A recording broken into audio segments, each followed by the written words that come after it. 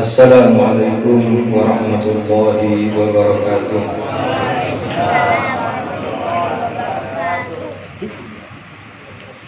Bismillahirrahmanirrahim. Allahumma lakal hamdu syukra wa lakal mannu khaffa wa anta rabbuna haqqan wa nahnu 'abiduka riqan wa anta lam tazal lidzalika ahda. Ya muyassira kulli 'asir wa ya jabira kulli kasir wa ya sahiba kulli farid wa ya mughniya kulli faqir wa ya muqawwiya kulli dha'if wa ya mahmana kulli makhir. Yassir 'alaina kulli 'asir fa taysirul 'asir 'alaika yasir.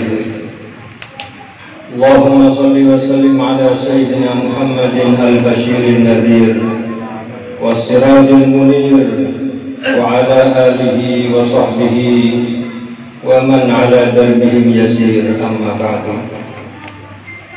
Hadratal muhtaramin, para hadirin dan hadirat rahimakumullah,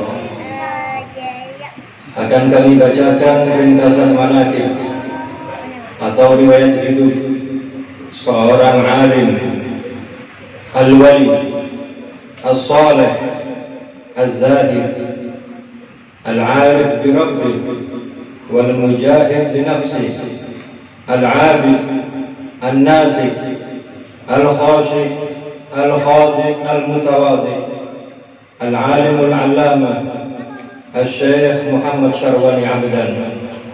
Semoga Allah Subhanahu wa taala membasahi pusara beliau dengan hujan rahmatnya dan mengumpulkan kita semua dalam surganya, amin ya rabbal alamin. Syekh Muhammad Syarwani Abdan adalah pendiri dan pengasuh Pondok Pesantren Jatuh Halampayan Bangil. Beliau termasuk keturunan dari seorang alim yang masyhur, yaitu Syekh Muhammad Arsyad Al-Banjari, atau yang terkenal dengan sebutan Datuk Halampayan, yang hidup di zaman Kerajaan Banjar sekitar 300 tahun yang lalu. Syekh Muhammad Syarwani Abdan dilahirkan pada tahun 1331 Hijriah atau 1913 Miladi dari pasangan ayah Haji Abdan dan ibu beliau Hajjah Halimatus Sa'diyah di Kampung Melayu Ilir, Martapura, Kalimantan Selatan. Beliau tumbuh besar dan dewasa dalam perhatian yang sempurna, serta telah mendapatkan pendidikan dan pemahaman tentang agama semenjak usia belia. Di samping menerima pengajaran dari orang tua dan kerabat, beliau juga mengikuti pendidikan di Madrasah Darussalam Martapura, yang waktu itu dipimpin oleh paman beliau sendiri, yaitu Tuan Guru Al-Alim Al-Allamah Syekh Muhammad Tashul Anwar bin Haji Ismail.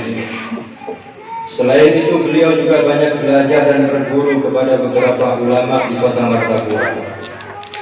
Dan pada usia yang masih sangat muda, dikarenakan dorongan semangat yang kuat untuk menambah dan menimba ilmu agama, maka beliau rela untuk meninggalkan kampung halaman daerah asalnya Martapura menuju ke Pulau Jawa dan bermukim di kota Bangil dengan satu tujuan, memperdalam ilmu agama Islam. Selama beberapa tahun di kota Bangil, beliau sempat belajar dan berguru pada beberapa ulama-ulama di kota Bangil dan Pasuruan.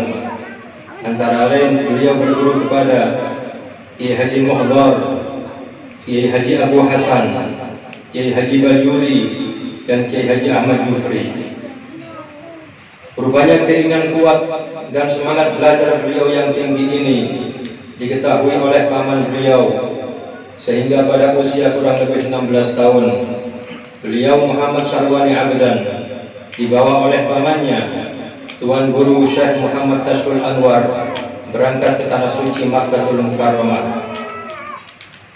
Bersama beliau waktu itu ikut pula saudara sepupu beliau, yakni Muhammad Syarwani Arif. Muhammad Syarwani Abdan dan Muhammad Syarwani Arif selama di Mekah dididik dan diawasi serta dibimbing langsung oleh Tuan Guru Muhammad Tashul Anwar. Di samping itu, mereka berdua benar-benar memanfaatkan waktunya dengan mendatangi majelis-majelis para tokoh ulama yang menjadi rujukan umat di zamannya yang berada di kota Makkah saat itu. Di antaranya adalah Syekh Muhammad Amin Qutbi, Syekh Sayyid Muhammad Ali bin Husain Al-Maliki, Syekh Sayyid Alawi bin Abbas Al-Maliki, Syekh Umar Hamdan, Syekh Muhammad Arabi, Syekh Hasan Rashad, Syekh Abdullah Al-Bukhari, Syekh Saifullah Ad-Dalistani, Syekh Syafi'i Kedah, Syekh Sulaiman Ambon, Syekh Ahyad Al-Bukhari, dan lain-lain yang tidak bisa kami sebutkan satu persatu. Beliau berdua tidak hanya mendapatkan pendidikan secara teori, namun juga praktek secara langsung dalam bimbingan paman sekaligus guru beliau, Syekh Muhammad Kashful Anwar. Melihat kesungguhan, semangat dan kecerdasan dua keponakan Tuan Guru Syekh Muhammad Kashful Anwar ini, maka banyak guru-guru dan alim ulama di sana memberikan kasih sayang dan perhatian yang besar kepada mereka berdua, sehingga dalam waktu yang singkat pendidikan yang diberikan telah tampak hasilnya, dan mereka berdua mulai dikenal di kota Mekah dengan julukan dua mutiara dari Banjar. Bahkan beliau berdua telah mendapat kepercayaan untuk mengajar selama beberapa tahun di Masjidil Haram atas bimbingan Syekh Sayyid Muhammad Amin Qutbi. Kemudian setelah kurang lebih 10 tahun, Syekh Muhammad Syarwani Abdan dan Syekh Muhammad Syarwani Arif pulang kembali ke Indonesia sekitar tahun 1941 miladi. Sekembali di tanah air, beliau Syekh Muhammad Syarwani Abdan memulai kegiatan mengajar dan berdakwah dengan melakukan beberapa aktivitas pengajaran, antara lain ikut membantu mengajar di Madrasah Darussalam Martapura serta mengadakan majelis taklim di rumah. Setelah beberapa tahun tinggal di Martapura, beliau kemudian pindah ke kota Bangil ini, menyusul keluarga beliau yang telah terlebih dahulu berdiam di sini. Sewaktu menetap di Bangil, beliau tidak langsung membuka majelis secara umum, terkecuali untuk lingkungan terdekatnya saja. Beliau cenderung mempelajari dahulu keadaan lingkungan dan penduduk di kota ini, yang mana di kemudian hari sikap ini telah menjadikan beliau sebagai sosok yang cukup disegani oleh kalangan ulama di Jawa Timur. Wa kana radhiyallahu ta'ala anhu yasluk maslakal qumul fi hayatihi hatta la yakad ya'rif syakhsiyatahu man fi hawalaihi ma'alu uluwi manzilatihi. Beliau adalah seorang yang telah mengambil jalan hidup secara umul dan tidak berharap akan kemasyhuran. Beliau juga dikenal pandai menyembunyikan diri, sehingga di lingkungan tempat tinggal beliau banyak orang yang tidak mengetahui ketinggian ilmu yang dimiliki oleh beliau, kecuali setelah waktu berjalan sekian lama. Mengenai hal tersebut, Kiai Hamid Pasuruan pernah mengatakan, "Saya ingin sekali menjadi seperti Kiai Syarwani. Dia itu seorang alim tetapi masyhur, tidak masyhur. Kalau saya ini sudah terlanjur masyhur, jadi saya sering kerepotan karena harus menemui banyak orang. Menjadi orang masyhur itu tidak mudah, bebannya berat. Namun kalau Kiai Syarwani itu enak, jadinya tidak banyak didatangi orang," kata Kiai Hamid. Dan baru pada tahun 1970 beliau mendirikan sebuah pondok pesantren di kota Bangil ini dengan nama Pondok Pesantren Datuk Alam Bayan, sebuah nama yang diambil dari lakop atau julukan datuk beliau, Syekh Muhammad Arsyad Al-Banjari, dengan harapan semoga keberkahan, ilmu, dan asrar dari para leluhur yang mulia senantiasa mengalir kepada anak cucu, santri-santri, dan segenap para pecinta. Setelah mendirikan pesantren, tampaklah jelas kesungguhan beliau dalam berkhidmat akan tersebar luasnya ilmu agama. Dalam kaitan itu, sedapat mungkin beliau berusaha untuk menjaga kelangsungan pesantrennya. Semuanya beliau lakukan dengan tanpa pamrih, dan tanpa mau merepotkan banyak orang. Hampir seluruh pengelolaan pesantren beliau tangani sendiri.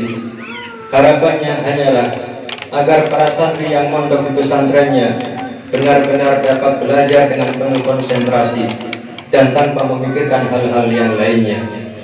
Hingga terkadang beliau pun selalu berusaha agar beliaulah yang menanggung makan dan kebutuhan sehari-hari santrinya.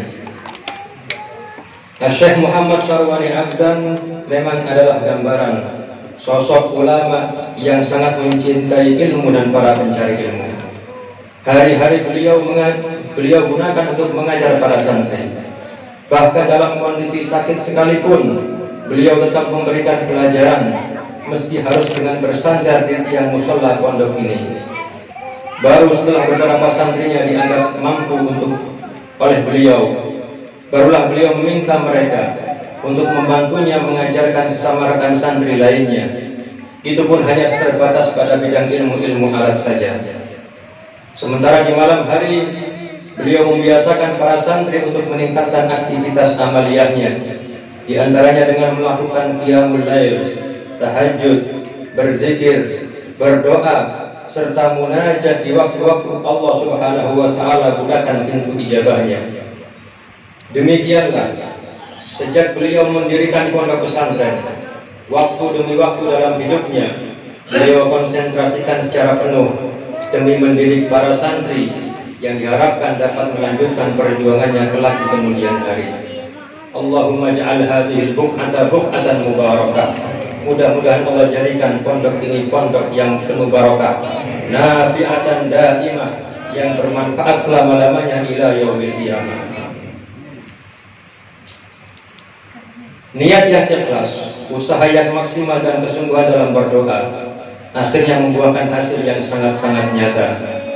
Allah Subhanahu wa Ta'ala jadikan banyak dari murid-murid beliau sebagai pelita dan lentera hidayah yang tersebar di berbagai wilayah di negeri ini, khususnya di Pulau Jawa, Sumatera dan Kalimantan.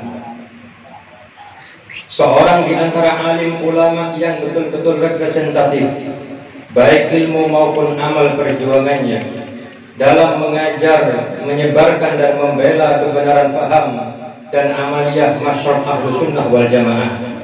Demikian kalimat tersebut adalah kutipan kata sambutan dari Kiai Haji Bidam Khalid menggambarkan sosok Kiai Haji Muhammad Syarwani Abdan. Beliau sampaikan ini atau beliau tulis ini dalam sambutan beliau atas buku karangan Kiai Syarwani yang berjudul Ad-Dakhiratul Thaminah li Ahli Istiqamah atau simpanan berharga. Mudah-mudahan Allah Subhanahu wa Ta'ala membalas kebaikan beliau atas segala yang beliau lakukan untuk memberi manfaat kepada umat. Akhirnya pada Senin malam 12 Safar 1410 Hijriah yang bertepatan dengan 11 September 1989 Miladi, beliau Syekh Muhammad Syarwani Abdan kembali menghadap Tuhannya dalam keadaan ridha dan diridhai sekitar waktu Isya dalam usia 76 tahun serta meninggalkan 27 orang putra dan putri. Inna lillahi wa inna ilaihi raji'un. Rahimahullah rahmatal abrar wa askanahu jannatal qarar. Semoga barakahnya selalu dilimpahkan kepada kita semuanya. Amin ya rabbal alamin. Adapun mengenai kesinambungan pondok pesantren Datuk Alambayang Bangil, sesuai wasiat tertulis beliau, pondok pesantren Datuk Alambayang dipimpin dan diasuh oleh putra beliau yang bernama Ustadz Haji Kasul Anwar Syarwani, yang selama beberapa tahun telah mendapatkan bimbingan dan tempaan langsung dari beliau.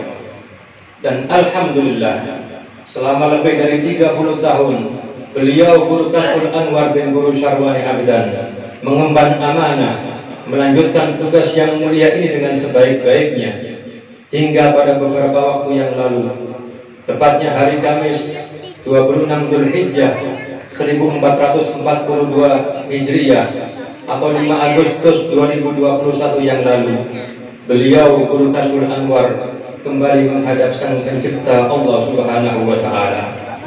Setelah sebelumnya di tahun yang sama, dua sahabat beliau yang mulia, yang sama-sama menghabiskan hidupnya untuk berkhidmah, mengajar, dan mendidik para santri di pondok pesantren ini pergi terlebih dahulu sebelum beliau menghadap Allah Subhanahu wa Ta'ala.